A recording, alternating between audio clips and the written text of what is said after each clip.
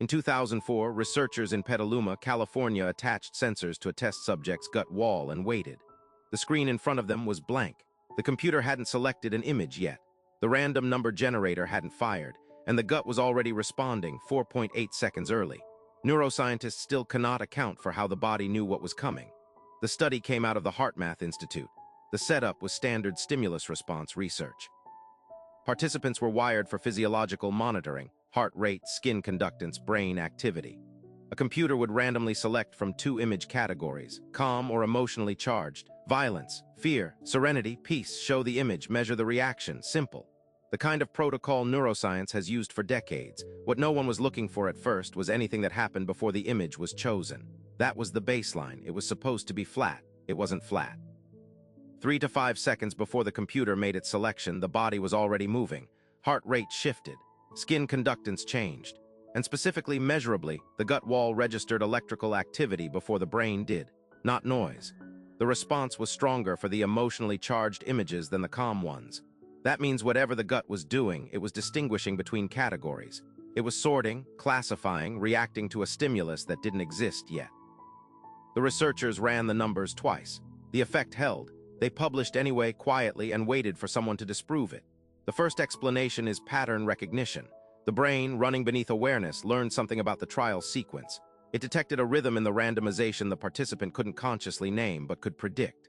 The gut response was downstream, a reflection of unconscious brain calculation, not independent sensing. This is a reasonable theory. The brain is extraordinarily good at finding patterns it doesn't consciously register. If this were true, there's no mystery. Just a very fast, very quiet cognitive process. Except the random number generator wasn't algorithmic. It pulled from quantum noise, genuine hardware entropy with no exploitable sequence. Researchers specifically tested the pattern hypothesis, shuffled trial orders, introduced false sequences, varied everything that could carry implicit timing information. The anticipatory response persisted. But here's what makes that impossible to dismiss. When researchers isolated the gut signal from the brain signal, the gut fired first. Not simultaneously, first. The signal traveled upward, gut to brain, against the established direction of the autonomic hierarchy. Your brain sends commands down to your body. That's the model. The gut arriving before the brain is like the echo coming before the sound. Here's what most people don't know about the gut. It contains approximately 500 million neurons. That's more than the spinal cord. It produces 90% of the body's serotonin. It runs on its own dedicated network, the enteric nervous system, and that network can function with no input from the brain at all. Sever the vagus nerve, the main cable between gut and brain, and the gut keeps regulating itself. It doesn't go offline. Neuroscientist Michael Gershon at Columbia University spent 30 years documenting this before the field accepted it. He called it the second brain, but he could not explain what it was doing with 500 million neurons because digestion doesn't need that. Digestion needs a fraction of that. So what is the enteric nervous system computing? One theory developing slowly over the past decade. The gut runs a threat detection system that operates on a different time scale than conscious thought. Not a backup system, a primary one, faster. And based on that 2004 data, apparently running on information the rest of you hasn't received yet.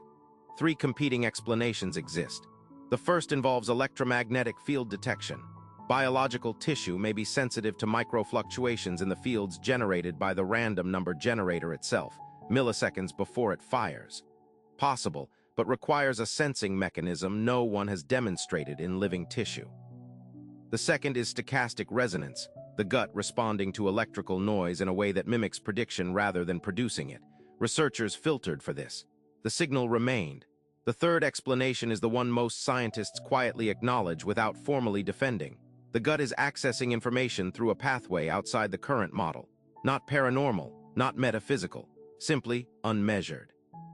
That explanation doesn't get published, not because it's been ruled out, but because science has no instrument calibrated for it. Each of the 3 explanations leaves a gap. None of them close the file. The study has never been cleanly replicated. It has never been cleanly disproved.